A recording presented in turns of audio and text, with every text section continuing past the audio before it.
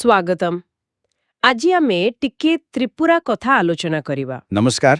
ହଁ, ତ୍ରିପୁରାରେ ମେଡିକାଲ ନାମଲେଖା ମାନେ 2025 ପାଇଁ MBBS, BDS ଆଉ ସେ ଆୟୁଷ ପାଠ୍ୟକ୍ରମ ବିଷୟରେ ଆଜ୍ଞା।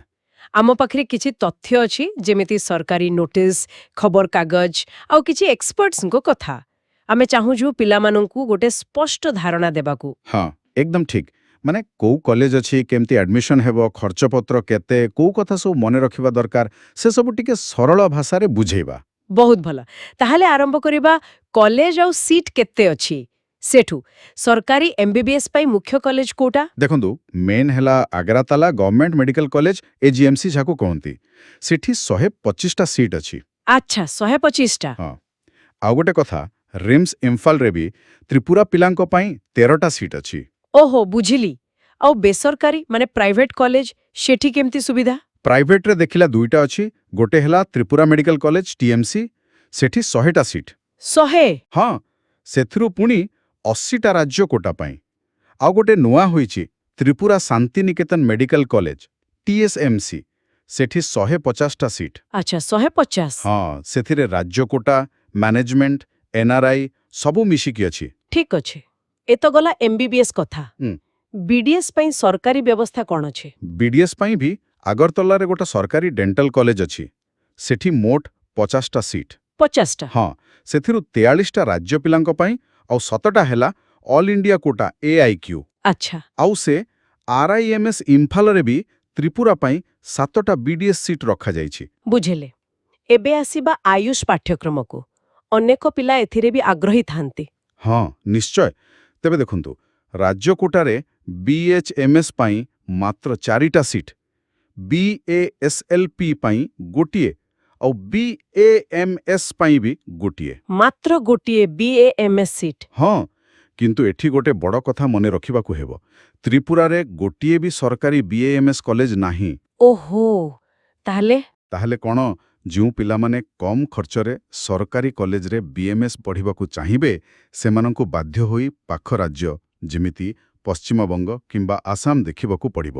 ନହେଲେ ACCC କାଉନ୍ସେଲିଂ ଜରିଆରେ ଅନ୍ୟ ରାଜ୍ୟର ଅଲ୍ ଇଣ୍ଡିଆ କୋଟା ସିଟ୍ ପାଇଁ ଚେଷ୍ଟା କରିବାକୁ ହେବ। ଏଇଟା ତ ବହୁତ ଜରୁରୀ କଥା କହିଲେ। ଆଚ୍ଛା, ଏବେ ଯୋଗ୍ୟତା ଆଉ ସଂରକ୍ଷଣ ନିୟମ ବିଷୟରେ ଟିକେ କୁହନ୍ତୁ। ଦେଖନ୍ତୁ, ସବୁଠୁ ପ୍ରଥମ କଥା ହେଲା NEET UG 2025 ପରୀକ୍ଷାରେ କ୍ୱାଲିଫାଏ କରିବାକୁ ପଡ଼ିବ। ଏଟା ବାଧ୍ୟତାମୂଳକ। ହଁ, ସେଇଟା ତ ଜଣାଶୁଣା। ଦ୍ୱିତୀୟରେ ଡୋମିସାଇଲ୍, ମାନେ ତ୍ରିପୁରାର ସ୍ଥାୟୀ ବାସିନ୍ଦା ହେଇଥିବା ଦରକାର। ସାଧାରଣତଃ ଅତି କମ୍ରେ 10 ବର୍ଷ ରହିଥିବା କଥା। କିଛି ବ୍ୟତିକ୍ରମ ଅଛି କି? ହଁ, ଅଛି। ଯେମିତି ସରକାରୀ ଚାକିରିଆଙ୍କ ପିଲାମାନଙ୍କ ପାଇଁ କିଛି ଅଲଗା ନିୟମ ଥାଇପାରେ। ବୟସ ବି ଦେଖିବାକୁ ହେବ। ଡିସେମ୍ବର 30, 2025 ସୁଦ୍ଧା 17 ବର୍ଷ ପୂରିଥିବା ଦରକାର। ଆଉ ପାଠପଢ଼ା ଯୋଗ୍ୟତା? 10+2? ହଁ, 10+2ରେ ଫିଜିକ୍ସ, କେମିଷ୍ଟ୍ରି, ବାୟୋଲୋଜି ଆଉ ଇଂଲିଶ ଥିବ। ମାର୍କ ବି ଦରକାର। ଜେନେରାଲ ପିଲାଙ୍କ ପାଇଁ 50%, SC, ST, OBC ପାଇଁ 40% ଆଉ PWD ମାନେ ଦିବ୍ୟାଙ୍ଗ ପିଲାଙ୍କ ପାଇଁ 45%। ଠିକ୍ ଅଛି। ଆଉ ରାଜ୍ୟ କୋଟାରେ ସଂରକ୍ଷଣ ବ୍ୟବସ୍ଥା କେମିତି କାମ କରୁଛି? ଦେଖନ୍ତୁ, ସରକାରୀ ସିଟ୍ର 85% ତ ରାଜ୍ୟ କୋଟା। ସେଥିରେ ST ପିଲାଙ୍କ ପାଇଁ ସବୁଠୁ ବେଶୀ 31%। 31%? ହଁ, ତାପରେ SC ପାଇଁ 17% ଆଉ EWS ପାଇଁ 10%। ଏହା ଛଡ଼ା PWD ପାଇଁ 5% ଆଉ ପୂର୍ବତନ ସୈନିକଙ୍କ ପିଲା ମାନେ WSM ପାଇଁ 2% ହରିଜଣ୍ଟାଲ ରିଜର୍ଭେସନ୍ ଅଛି। ହରିଜଣ୍ଟାଲ ମାନେ?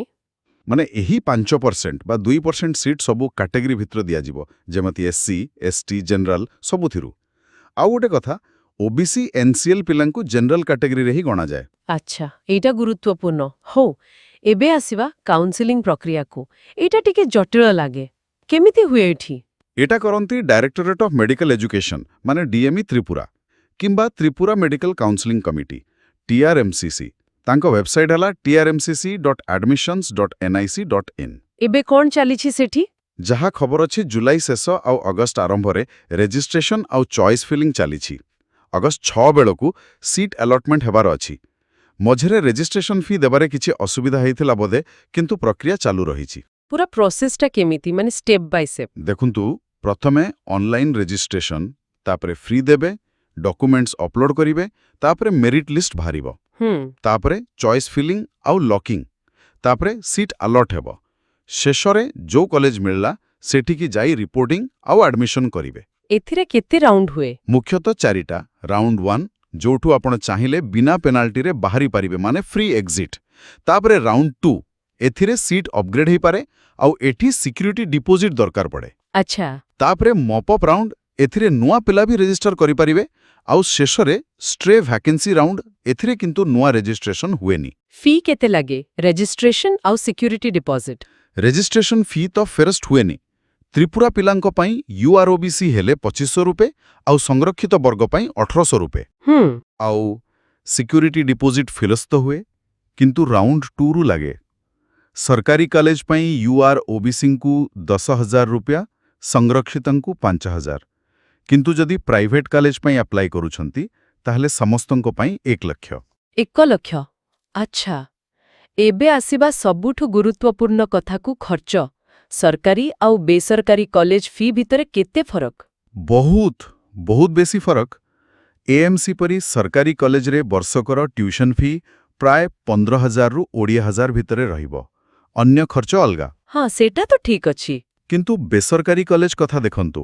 TMCରେ ଯଦି ରାଜ୍ୟ କୋଟାରେ ପାଇଲେ ତେବେ ପ୍ରଥମ ବର୍ଷ ହିଁ ପ୍ରାୟ 5,70,000। 5,70,000? ହଁ, ଆଉ ସେ ଯୋଉ ନୂଆ କଲେଜ TSMC କଥା କହିଲି, ସେଠି ତ ଖର୍ଚ୍ଚ ଆହୁରି ବେଶୀ।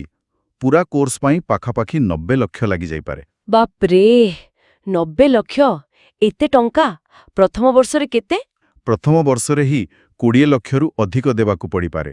ଆଉ ବାକି ଟଙ୍କା ପାଇଁ ବ୍ୟାଙ୍କ ଗ୍ୟାରେଣ୍ଟି ବି ଦରକାର ହୁଏ। ଏତ ଅଧିକାଂଶ ପରିବାର ପକ୍ଷରେ ସମ୍ଭବ ନୁହେଁ।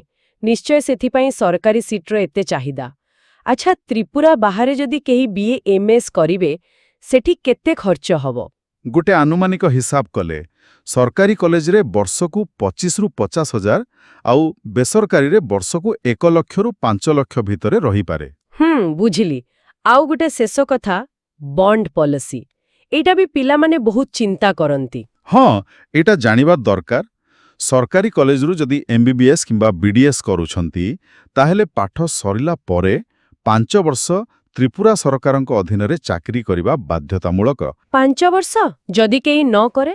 ତାହେଲେ 20 ଲକ୍ଷ ଟଙ୍କା ଜୋରିମାନା ଦେବାକୁ ପଡ଼ିବ। 20 ଲକ୍ଷ? ଆଉ ଯଦି କେହି ପାଠ ଅଧାରୁ ଛାଡ଼ିଦିଏ? ସେଥିପାଇଁ ବି ସମାନ ଜୋରିମାନା, 20 ଲକ୍ଷ ଟଙ୍କା, MBBS ହେଉ କି BDS। ବାପ୍ରେ, ଏ ତ ବହୁତ କଡ଼ା ନିୟମ।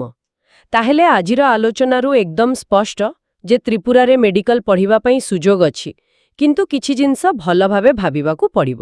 ହଁ, ଯେମିତି ସରକାରୀ BMS କଲେଜ ନାହିଁ ଆଉ ପ୍ରାଇଭେଟ କଲେଜ ଫି ବହୁତ ବେଶୀ। ଏବଂ ସରକାରୀ କଲେଜରେ 5 ବର୍ଷରେ ବଣ୍ଡ। ଠିକ୍ କହିଲେ। ଏହା ସହିତ କାଉନ୍ସିଲିଂ ପ୍ରକ୍ରିୟାକୁ ବି ଭଲ ଭାବେ ବୁଝିବାକୁ ପଡ଼ିବ। ନିଶ୍ଚୟ। ତେବେ ଶ୍ରୋତାମାନଙ୍କ ପାଇଁ ଗୋଟେ ପ୍ରଶ୍ନ ଛାଡ଼ିକି ଯାଉଛି। ଏ ଯୋଉ ପ୍ରାଇଭେଟ କଲେଜର ଏତେ ଖର୍ଚ୍ଚ ଆଉ ସରକାରୀ କଲେଜର 5 ବର୍ଷିଆ ବଣ୍ଡ, ଏ ଦୁଇଟାକୁ ଦେଖିଲେ ଜଣେ ଡାକ୍ତର ହବାକୁ ଚାହୁଁଥିବା ପିଲା ତ୍ରିପୁରା ଭିତରେ ପଢ଼ିବ ନା ବାହାର ରାଜ୍ୟ ଦେଖିବ? ଏ ନିଷ୍ପତ୍ତି ନେଲାବେଳେ କୋଉ କଥାକୁ ବେଶୀ ଗୁରୁତ୍ୱ ଦେବା କଥା? ପଇସାପତ୍ର ନା କ୍ୟାରିୟର ଆରମ୍ଭରୁ ସ୍ୱାଧୀନତା? ଭାବିବେ। ସବୁଠାର ଠିକ୍ ଆଉ ନୂଆ ସୂଚନା ପାଇଁ TRMCC କିମ୍ବା DME ତ୍ରିପୁରାର ଅଫିସିଆଲ ୱେବସାଇଟ୍ ଆଉ ଇନଫର୍ମେସନ୍ ବୁଲେଟିନ୍ ନିୟମିତ ଦେଖୁଥାନ୍ତୁ। ଆଜି ପାଇଁ ଏତିକି। ପୁଣି ଦେଖା ହେବା। ବିଦାୟ।